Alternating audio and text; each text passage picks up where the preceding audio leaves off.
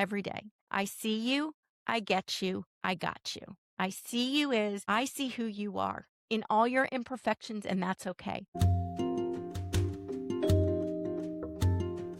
If you've been feeling stuck, overwhelmed, or like you've lost a little bit of you in the chaos of life, this is for you. When Life Happens by Dr. Rachel Goldman is your guide to building confidence, managing stress, and taking your power back. It officially releases April 7th, so you can grab your copy on Amazon and be ready because this next version of you, she's waiting. Welcome back to the Running Wine Mom podcast. I'm your host, Samantha Selinsky, aka the Running Wine Mom. Today, we're diving into a stage of parenting that a lot of us feel both excited and slightly terrified about, the teen years. Because let's be honest, one minute you're tying their shoes and packing their lunch, and the next minute they're taller than you, questioning everything you say and responding to deep parenting questions with one word: fine. And yet, underneath all that independence, eye rolling, and door slamming, teenagers still need us, sometimes more than ever. The challenge is figuring out how to stay connected when the parenting playbook suddenly changed. That's why I am so excited for today's guest. Dr. Caswell is a parenting coach who specializes in helping parents navigate the complex, emotional, and sometimes confusing world of raising teens. Through her work with families, speaking engagements, and resources for parents, she helps people move from constant power struggles to stronger relationships and real communication with kids. Today, we're talking about what actually happens in the teen brain, why communication often breaks down between parents and teens, and how we can show up in ways that build trust instead of battles. Because parenting teens shouldn't be about controlling them, it's about learning how to guide them while they're figuring out who they're becoming. So, without further ado, let's welcome Dr. Caswell. Welcome. Thank you for having me. And all of that is so true and so hard to do. It is. And as we were kind of saying before, everyone that you talk to, that I'm still in the younger stages, but anytime I talk to someone who's in that teen stage, they're like, oh my gosh, it's so hard. We don't know where our little girl or boy went. And I know the listeners are going to take so much information from this. Even if you do have young children, we're going to talk a little bit about how to prepare for when they get to That's that age. important. It is a huge, because what goes on now sets up what the teen years are going to be like. And we don't realize that. And so we don't really think through that. And so when we kind of establish that a little bit differently, we approach our kids a little bit differently, and it makes our teen years a lot easier, actually. Awesome. Well, I'm excited to talk about that. But before we start each episode, we have our wine, and win of the week segment. This is where we share our favorite bottle of wine or drink, vent about something that's been bothering us, celebrate our recent victories. So grab a glass, take a deep breath, and let's get started. So, what is your drinking wine of the week? Of the week. Yeah, I'm a red wine drinker. I'm a cab drinker pretty much always. I love a lot of different Cabernets. So I can't even think of what the specific one is right now, but I like the smokier flavored ones, the Ooh, ones that have okay. that nice, and sometimes the bourbon barrel ones, some reason love that. So I'm a big red wine drinker. Love, love, love all the time. The bourbon barrel aged ones are so underrated. They have such a cool flavor Right? to them. Trader Joe's actually has a really good one. And That's it's good to not that know. expensive. I can't remember what it's called, but it's like the only red bourbon barrel one. I have taken it to parties and people are like, "What is this wine? This is so good." I'm like, $8. Yeah, I love it. Trader Joe's has some really good wine, so I will have to Right? look for that. So what's your complaint wine of the week? Well, I don't know yet. I'm going on a vacation, so I'm very nervous about what the airport's going to look like. So I'm Mm, not whining about it yet, and I'm not whining about my vacation, but I'm a little nervous, I gotta I say. know it's been all over the news lately. My mother-in-law is flying out this weekend, and I was like, this Yeah. looks like get there a little early. Yeah. I'm a little nervous about that. And so what's your win of the week? Well, I get to go on vacation. I haven't been on vacation in a very long time, and I'm going to Puerto Rico. I'm extremely excited, never been there before. After the whole Bad Bunny concert, I am pumped and ready. And are you going with friends, My family, whole with family, my whole family, my mom and dad, my sister, my nieces, my nephews, my daughter, we're all oh going. my gosh, so fun. Well, I hope you have the best week. Thank you. Um, I also always like to ask my guests, what's one significant challenge you've successfully navigated shaping your journey to where you are today? Oh, I've had so many challenges. I mean, the biggest one right now is just going off on my own and just having my own business, which I love the creative. I love the cerebral part of it. I am not a big finance business salesperson at all. So that has been an enormous challenge for me to keep going and having to learn skills that make me physically uncomfortable, right? So I think Yeah. that's been a big challenge. Yeah, that's really hard. We were just talking about our taxes before I came down and business side of it. I'm like, I'm just used to like the government just taking money out. And now when you have the business, it's very different and then Yeah. there's so much more that goes into it. So I empathize with you. So the running wine mom, we talk a little fitness. What's your favorite way to stay active? I actually love hiking. Oh, Hiking I is love really that. fun. I mean, it's walking, but it's in nature, and I like when Yes. it's a little challenging, and we've got some rocks, and we've got some little rivers to jump over, and that's my favorite by far. Much more exciting than walking on a treadmill. That's one of my least favorite. It's so bad. How does maintaining your fitness routine contribute to your mental health? Oh, 100%. I mean, because it's going outside, and granted, I'm not doing it enough right now, particularly in the wintertime, but just getting Mhm. outside, especially when you've got, like, nature around you and the fresh air, it changes everything. So great. Well, let's roll into parenthood. Can you tell us about your family? Sure. So I am a single mom. I adopted as a single mom. My daughter's from Guatemala. She is now 20, and Oh it has my been the goodness. two of us, and it has been the most amazing experience ever. I've been through the teen years with her, and we are each other's person. Mhm. She's off in college now, and we talk every single day. You know, I'm excited to see her over vacation, but that has been a big part of my life as being her mom. So cool. And so what were you least prepared for in parenthood? You know, this is gonna sound terrible, but I feel extremely prepared for parenthood because I have basically my PhD in it, right? Yeah. So that's the one thing that I've always wanted to be a parent. So I think between that perspective, I mean, you don't accidentally adopt. That is a very Mhm. stringent process. So that by the time I was there, I think the scariest moment was when I was about to go get her and I suddenly went blank and I was like, I don't even remember what they eat.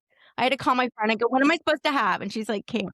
Really? I'm like, I don't know anything. Like I was so freaked out at first. But ever since then, it has been a one step at a time, taking a deep breath. I think because I was an older mom too, I was in my piece. I was a lot more calm, and Mhm. didn't panic over things. And my daughter liked to test me because even though I know she was delayed in pretty much everything on the book, you look at the curves and she was way at the tail end of things, talking, Okay. walking, all of that. So I'm like, you even want to make me uncomfortable. But I knew it would happen. I think it was a really good lesson for me knowing that every child is completely different and we cannot measure kids against Mhm. other kids ever for anything. Right. I know. That was something I learned really quickly. It starts with the sleeping where there's some moms, their kids are sleeping like 6 hours stretches. Meanwhile, mine's in like two. And I'm like, Yeah. what am I doing wrong? It's like, you're not doing Nothing, anything wrong. right?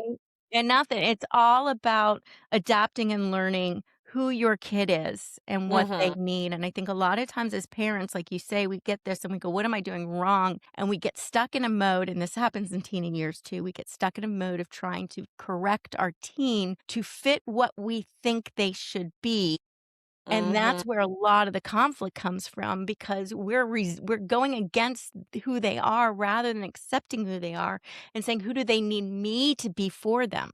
How do I support Mhm. who they are, not how do I change who they are?" And that is a big aha moment that a lot of parents have when I work with them. Yeah, and I feel that so in my core because my parents were great, great parents. They truly were. They did everything and anything for me. And there was always there was like a weird small piece that was like, I really liked stuff on maybe this path, even though I still like stuff on this path a lot. But there were some things that I didn't grow in because they just didn't quite connect with it, which is fine. Like, you do what you can. But it is something that I'm trying really hard in parenthood to focus on. And like I don't even think they realized that was something that was, No. I mean, I see parents do that all the time. We have and I understand. Like, we have kids, we have kind of these plans for them, we have Mhm. expectations for them, we have hopes and dreams for them, we have our own needs as parents of what we want our Yeah. kids to be and who they and that ends up kind of tripping us up a lot because we get very stuck on trying to keep them on that path rather than Right. looking at the path they're on and helping them succeed at the path that they're on. So what do you think your parenting style is then? I mean, I call it collaborative parenting is what I call Oh, it I love because that. it is especially when they were teens, but even honestly when she was little, a big piece of me was to give her a lot of control of her life. And Right. so when she was little, it was always age appropriate, but it was like, you pick the clothes out. It might be a Yeah. princess outfit with a cape over it and a funny winter hat. That's Yeah. fine. Right. You put your shoes on. And she would go out all the time with her shoes on the wrong feet and people would comment on it. And I'm like, she put them on though. I'm not gonna correct Right. like so there was all the time she had a lot of say over Mhm. her life, a lot of Mhm. control over her life. That doesn't mean I let her get away with anything. That meant when it was important and I stepped in, she knew that, and that She knew, changed yeah. it. She knew it Right. was an important So, thing to everything listen to. was about she had a voice in it, and it wasn't a she her voice overrid mine. It was both of Mhm. our voices were important, let's figure this out together. And I think Right. that reduced so much conflict growing up because So it much. wasn't a battle of who wins and who gets their way. It was, "Let's figure this out so we both are happy." Yeah. And what's one piece of advice that you would give to other parents at any stage? At any stage, take a deep breath. They're going to be okay. We have a choice of either trying to get in there and fix everything or realizing that we don't have the power to fix everything and stepping Mhm. back and letting things play out and being more present than trying to control, even again when they're little. And when we do this, actually, parenting is more joyous, it's Mhm. more we're not as stressed out about it, and our kids actually get to learn from their own mistakes, and that's how they learn, and they learn Mhm. faster. Yeah. It's great. All right, so let's get into it. So every parent remembers, the moment their sweet little kid suddenly becomes a teenager. What is the biggest misconception parents have about the teen years before they actually get there? That they're gonna be horrible.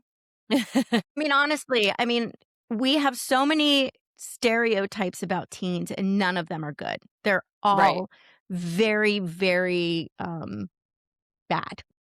To put Mhm. out any other word, right? They're rebellious, they're sarcastic, they're nasty, they're all bad. And the Mm, thing is, all of those are reflective of what our teens are going through, but they create a very malicious intent I underneath our know. children's behavior. And that automatically makes us guarded against our teens. It makes us protect ourselves against our teens, and it makes us assume the worst in our kids whenever we see a behavior because we go into panic mode and we're like, oh no, Right. this can't happen. I got to shut this down.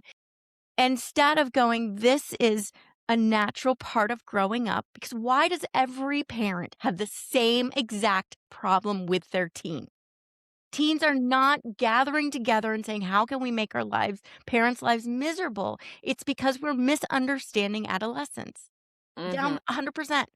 And so when we understand what they're going through and what their real intention is, we can have more compassion for it and not take it personally. Their Right. behavior is not a personal attack on us.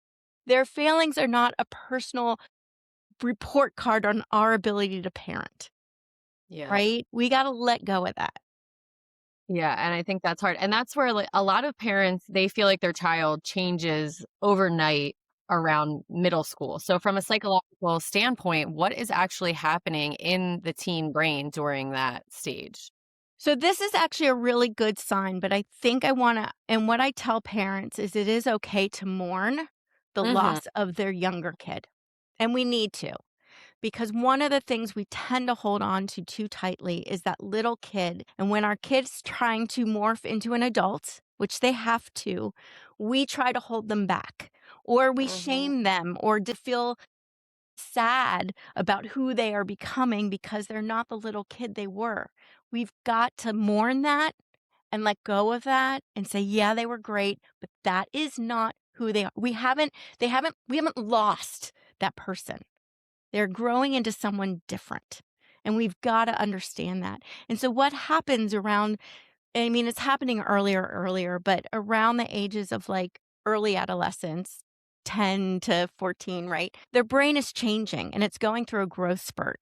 This is an amazing period of time. And that growth spurt happens until their mid 20s. It goes on, but their brain is now primed to learn more so than an adult brain, right? They can learn things way faster than us. But the problem is they don't have those skills yet. And so we suddenly go, okay, our kid is looking older, they're taller than us.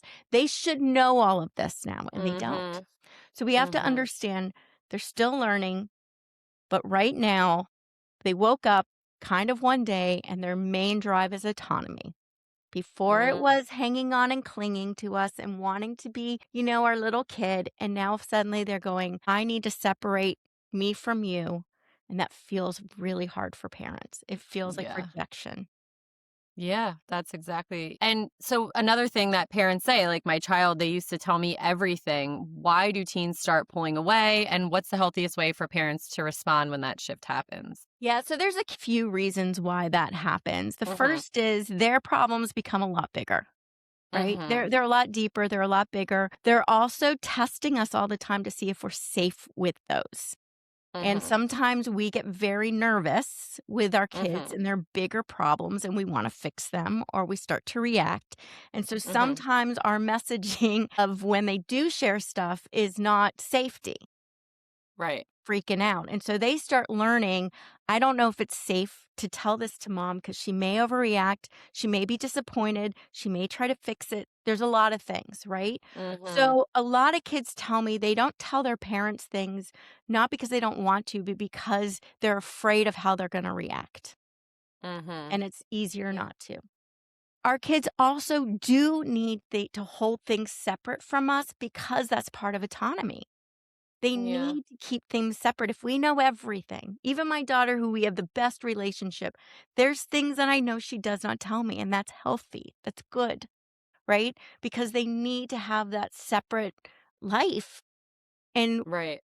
at the earlier stage, that is harder because they've got to push really hard because there's still a lot of them pulling in and wanting us. Mhm. And so that conflict makes them kind of sometimes nastier because it's the way Yeah. it's the way. So a lot of the listeners, they have younger kids at home, toddlers, elementary school age. If they want to build a strong relationship before the teen years arrive, what are some habits or patterns that should start now? Yeah. I think what's really big is first knowing the relationship is going to change. So the Mhm. connection you create now is fantastic. You need to do that, but don't expect it to just stay the same and last and stay strong when they come teens because the teen years carry a lot more weight and that connection needs to change and it needs to become stronger and build on different things. So I want to just make sure that's clear. But when we have a strong connection, we need to base that not on their dependency on us because that creates more pushback when they become teens. We need to create that connection built on mutual respect, mutual trust, and giving them ownership of as many things as they possibly can Mhm. because then they feel that trust in themselves, which means they trust us. So as you're saying all of this, I'm thinking of my young kids and I'm thinking literally in my mind, but I don't want to. I know. So what can parents do for maybe themselves to help, I guess, like process that a little easier? I mean, I know I can sit there and say, let's do this way, these steps, but inside if I'm like I don't feel comfortable or I don't want to do it that way, what advice would you give for I parents? think this is a great question because a lot of parents don't. And I think we need to really look at what our role is as a parent. And Mhm. the world is very scary right now. Parents feel our part of our role is protecting our kids, absolutely 100%. But what we really need to do is teach our kids to protect themselves. Our Mhm. job is to put ourselves out of a job.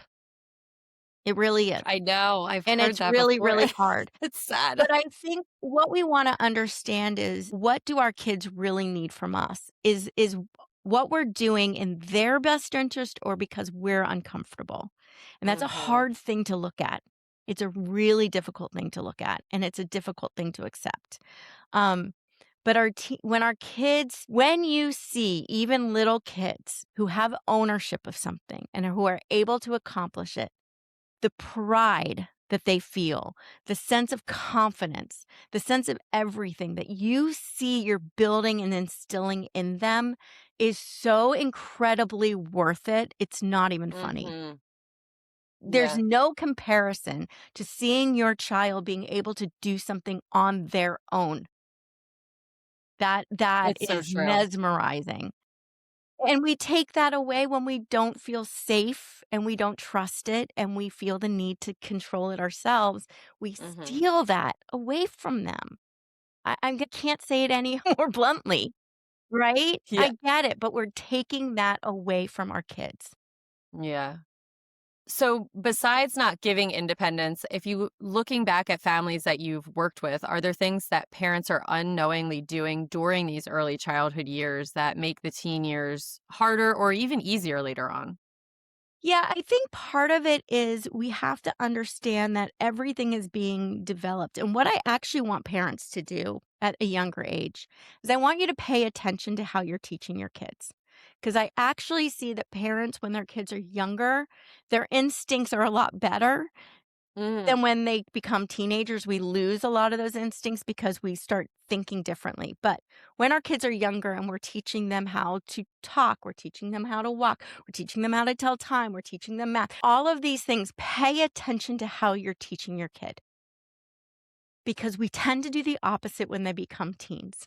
mm, When they're little, what do? We encourage them. We give them chances to do it. We cheer on even the little movement forward, right? We don't yell at them for doing it wrong. If they fall down when they're walking, we don't yell at them for falling down. We encourage them up. We don't remove every opportunity for them to walk when they don't walk okay. We do that when they're teens. We yell, we punish, we take away. You can't use this until you can show me you're mm. responsible with it. But how do I learn how to be responsible with it if I don't have it? Right? So we want to really pay attention to how do our kids learn? And how does my kid learn? Because my kid's going to continue to learn the same way. The skills they're going to be learning are different, though. They're going to be learning time management. They're going to be learning organization. They're going to be learning prioritization. Those things are frustrating, but we still have to help them learn it. Wow, that's great.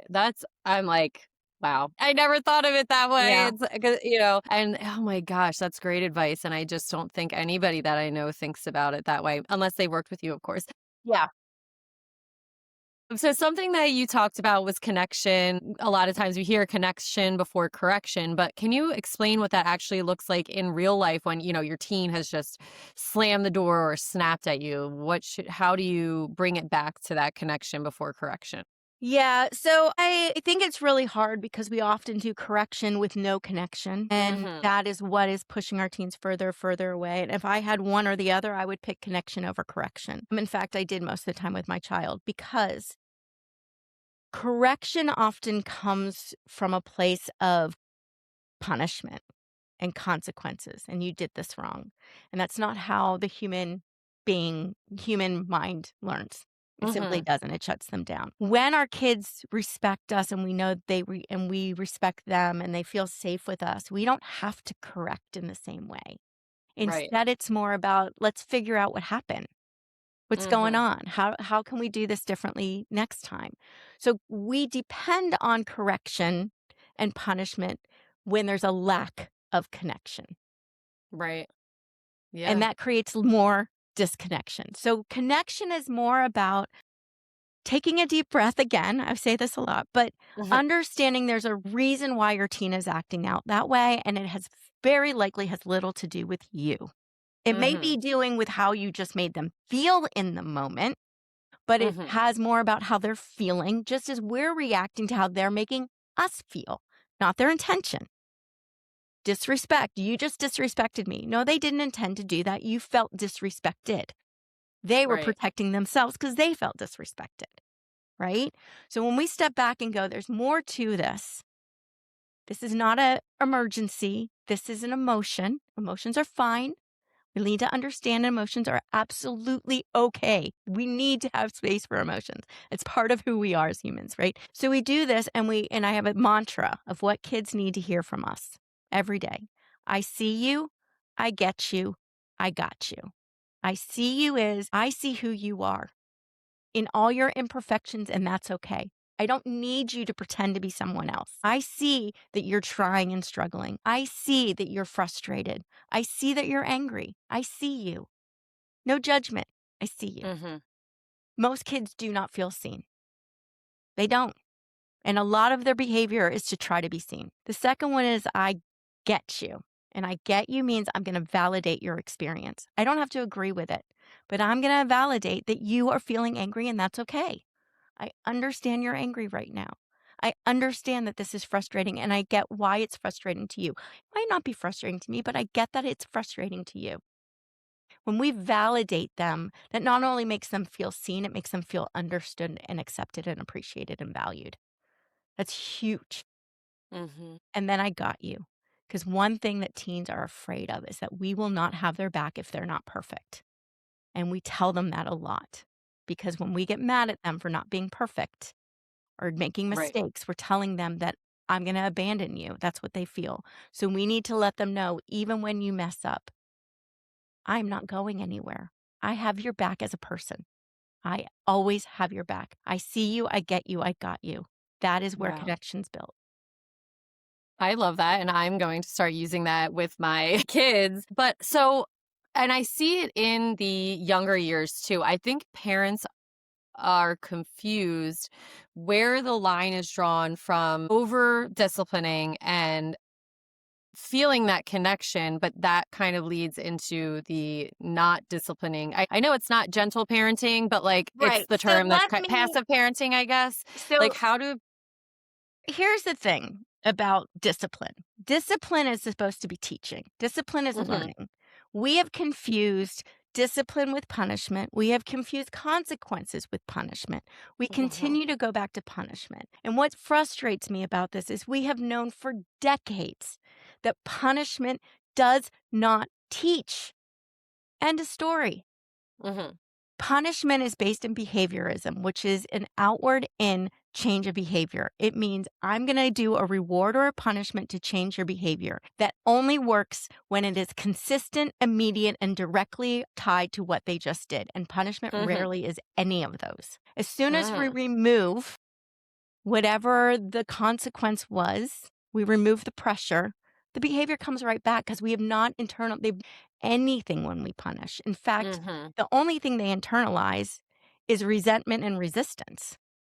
That's Mhm. what they're internalizing. So every time we punish to change a behavior, we are making that behavior harder to change. That's it. Yeah. I can't stress this enough. And I think it's very hard because parents see an immediate compliance when they punish, and that gives us an illusion of behavior change. But it is only very temporary, and we are digging ourselves in a hole when we do it. Right.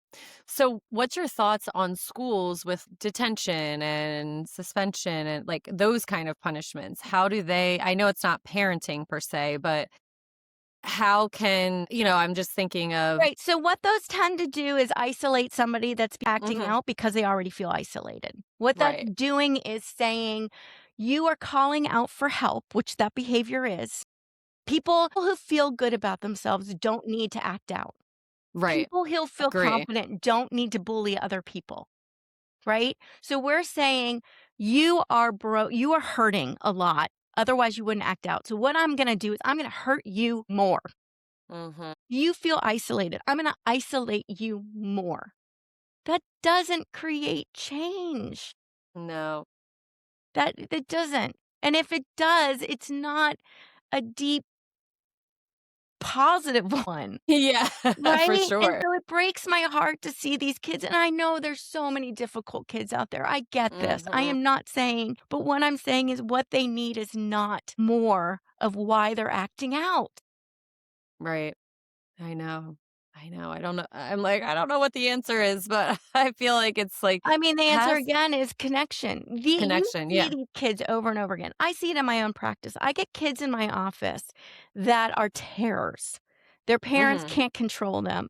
They're acting out in school. They come into my office and they are the sweetest, kindest, loveliest human beings on the planet. Do you know why? Because I have no judgment, because I listen to Mhm. them, because I validate the experience they're going through, and they Yeah. breathe. That's so nice. They probably just and that's what they need. So, what do you think what are some subtle things that parents do that are often with good intentions that really shut down communication with teens without even realizing it?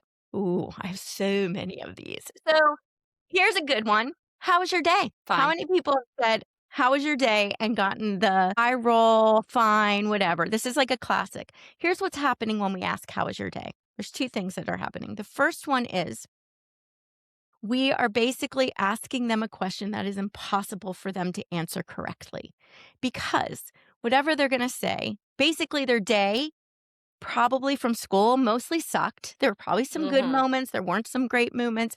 That question is a very impossible one. So, fine is actually the best answer they can come up with because Right. when you merge it all together, it was fine. Fine.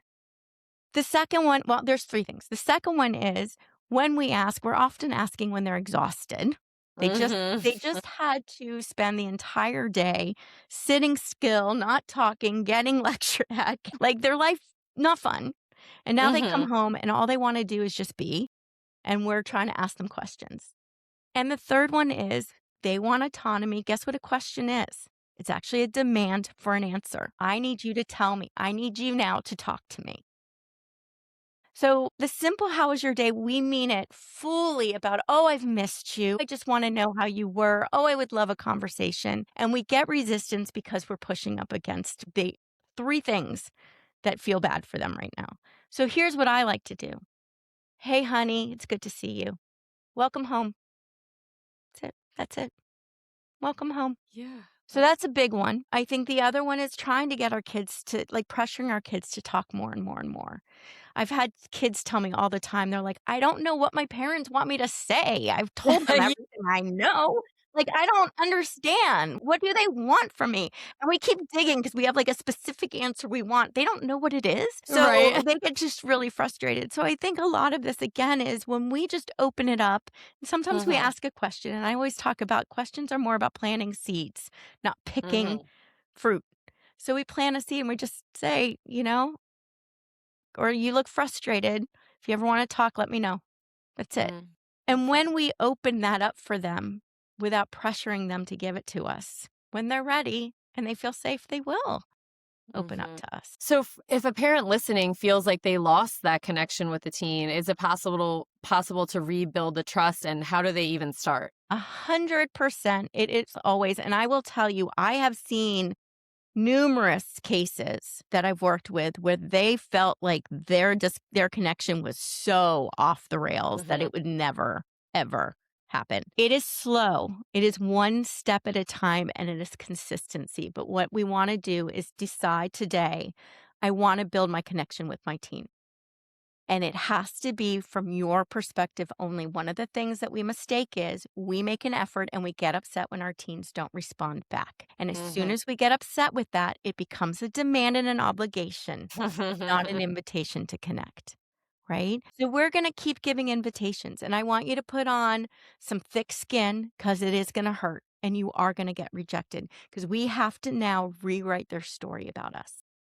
And that is a Mhm. hard thing to do. If we have years of writing a story one way and we now want to change it, they are not going to trust one or two changes that it is changed for good. Yeah. Not at all. They are not going to open themselves up for that. They are going to question it. We need to be consistent. Yeah. Small, little, daily, not big, big gestures, just small, little. It's good to see you today. I was out shopping and it's made me think of you. Hey, I grabbed a coffee. I know this is your favorite coffee. Not bribes, just I was thinking of you. Right. Just little Yeah. things like that. It's not getting freaked out or upset when they have their emotions. It's going, I see you're angry. I'm not okay when you yell at me like that. So I'm going to step away while you work through this, but I'm here when you're ready. Setting our boundaries, right? So we're not getting stepped all over, but we're also understanding they're trying to figure themselves out. And when Yeah. we do that, and we do the I see you, I get you, I got you, on a steady, consistent basis, and they see that it's true and we're not changing, I am Yeah. telling you, they want a relationship with you just as much as you want one with them. I know because every teen has told me that. So that's so refreshing to hear. So you talked about the word boundaries and teens push boundaries. That's, a part of how they are, curfews, attitude, responsibilities.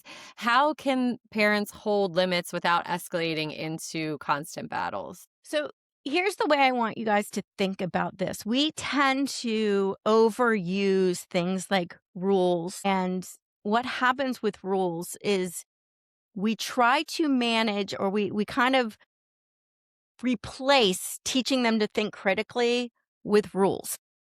And Mhm. rules are really just another way to get them to comply with what we want to do without actually teaching them to think or build judgment. And then we're constantly policing these rules, saying and punishing for breaking the rules when we're not actually teaching them any of the skills to make these choices on their own.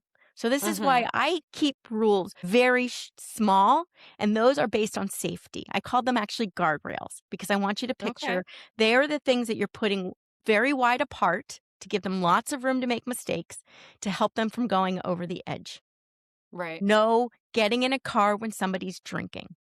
If someone wants to meet you in person that you met online, you do not meet them, you talk to me first.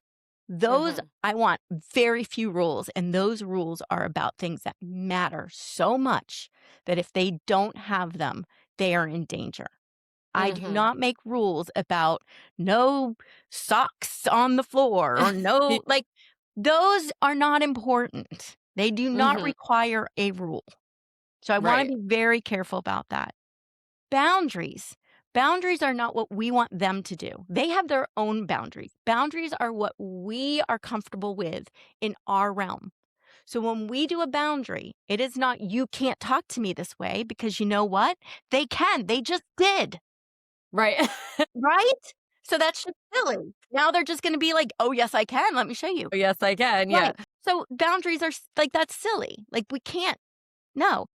What we can do is say, when you talk to me that way, I feel disrespected, so I'm going to step away. If Mhm. you want to talk to me, I am here.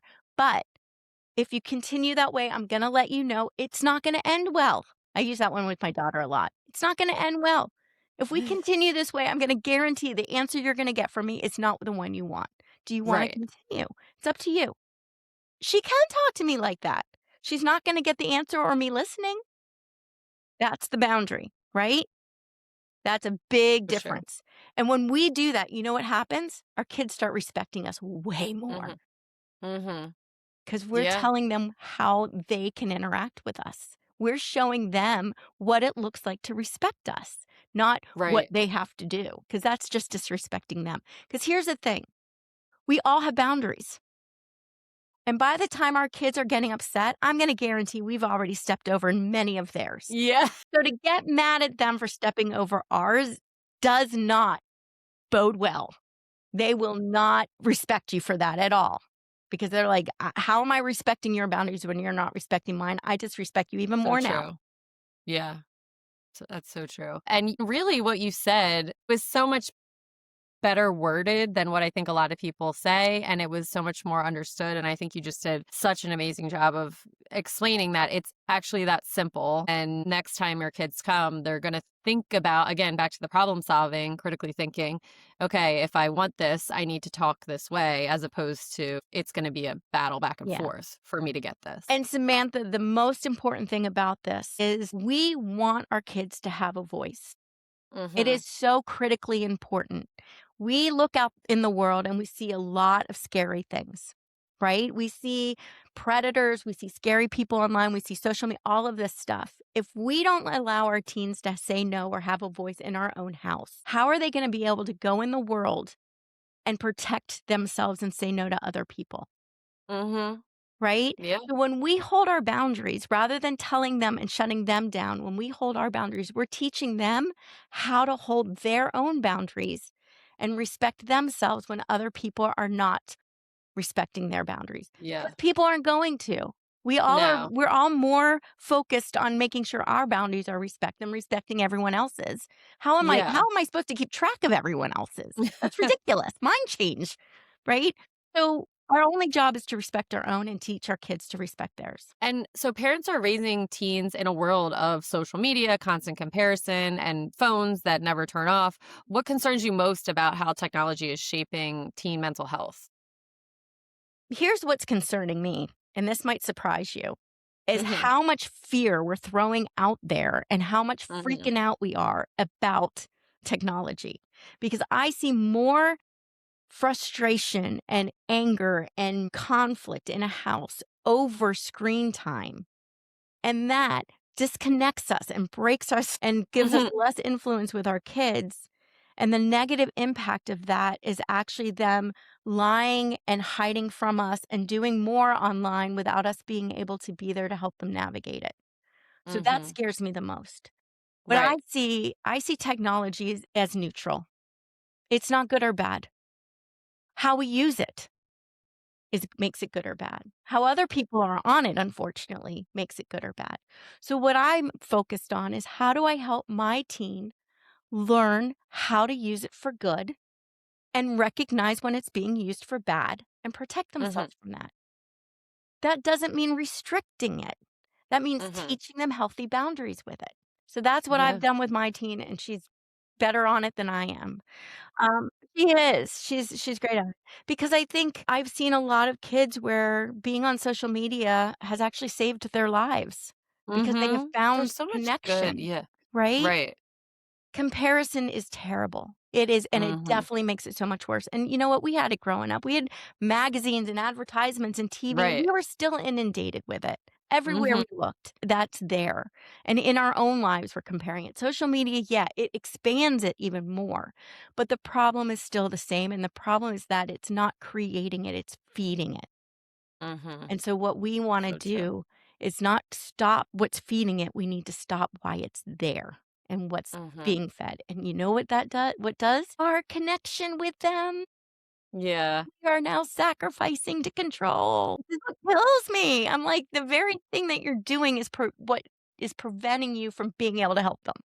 Right. So another thing is that, teen emotions are really hard to we're working with them, but they can go from 0 to 100 in seconds. So what's really going on when teens seem overly reactive or overly angry or sad or whichever Yeah. direction they're going in? So here's the thing. During the teen years, again, our brain is growing, right? So the amygdala, where the emotion center is full on activated, right? So they've got huge emotions. Plus, they're super sensitive now because they're critically thinking for the first time. They're looking at perspective. Like their brain is basically, I compare it to they've put on glasses and the world is a Mhm. lot clearer. And now they see all the things looking back at them, right? So they're super sensitive, their emotions are really big, and the tools that they need, the skills they need to control those emotions, which we don't want to control them, but be able to regulate them, be able to Right. understand them, those are still developing. So the Yeah. emotions are big. And they're going to be big. That doesn't mean they will be big forever. It means they need help learning how to not be afraid of their emotions, how to ride their Right. emotions out. And what parents tend to do is we try to shut the emotion down. Shut it down. Do this. Well, that only adds more emotion Mhm. and stress and freaking out to the emotion they're already struggling to manage, and we're making it worse. Right. So, what we want to do is we don't want to fear emotion. Emotion is human. Every emotion is human. It is okay. Society tells us these emotions are bad. They're not bad. We Mhm. don't want to shut them down. What we want to do is help them ride them out. We do that by we staying calm, because if we get caught up in their storm and we start getting all emotional, first of all, we're not helping them, but second of all, we're just showing that Mhm. they can manipulate us and our emotions are all over the place and we don't have control. Right. So we Yeah. got to learn to control our emotions, and we haven't learned. It's a hard thing. A lot of adults do not know how to regulate their own emotions. And that was gonna be my next question is where does an adult start if and I've totally realized that as I became a parent with Oh my gosh, I can't believe that I am unable to I haven't felt that like since I was a teenager, so there's so many things that are triggering or making me go, and you work on it, you try, but for maybe people who are wondering where do they start? Where should they go? What do they do to help themselves first? Yeah. I think the first thing is giving yourself grace because emotions are Mhm. real. Like, we're Right. gonna have emotions. It is okay. You're Right. going to overreact. You are going to get Mhm. angry. You are going to be afraid. All of those are natural, right? Right. What we wanna stop doing is having those emotions inform how we respond to our kid. Because when we respond to our kid based on those emotions, we're not responding to our kid. We are responding True. to how we feel. And that is very different. And that often gets us into lots of trouble and escalates the situation. So it's okay. And we can go, I'm freaking out right now. And we just say, I'm freaking out. I'm freaking out. Just name it. Yeah. I'm freaking out. Right? I'm really I'm scared right now. I'm upset. We can even tell our teen, "That scared me. I'm gonna be honest. That scared me. I gotta work through this fear first before I can talk to you." Yes, Right? it's yeah, I gotta go no, process. I gotta go process this for a second or a minute or an yeah. hour. And when I feel I've processed it a little bit, then let's come back and talk. And I Mhm. will warn you, I may get that again, right? But I'm gonna be Right. honest about it because now I'm just honest about the feeling. If I react and I jump in and I lose it and I don't, we come back and we repair and we go, Right. I did not want to respond that way, but man, my emotions got big and didn't regulate them. Right. So I apologize and I want to try again. You can do Yeah. that because they learn they I can do do that think too. naming the emotion is just so Yeah. important for the kids to see, because even again as a kid, my parents didn't, they put on a great face for everything is fine and dandy, and I'm like and and as an adult you're like, my parents never seemed stressed, frustrated, angry, annoyed, and then they're like, oh yeah, we were, That we is, just, yeah, and I'm that's like, but unfair I to think our kids. yeah. It's really I know you unfair. thought that you were doing the right thing, but you're Right. making me feel like a failure as an adult. Yeah, well, I think parents think that authority means that they always have it together and they're Mhm. always right and they're always this, Mhm. and that is not authority. That is Mhm. ego. Right. Authority is, I feel like I'm gonna be able to stay calm when you're not. I'm gonna be reasonable as possible. I'm the adult here, so I'm gonna take on the heaviness of this moment, Right. right? So I'm gonna take responsibility for my part of this dynamic, Yeah. right? That's really, really important. When we do that and we model that, then our authority comes from them trusting us. And they Mhm. go, I know I can trust you. I know that you're there for me.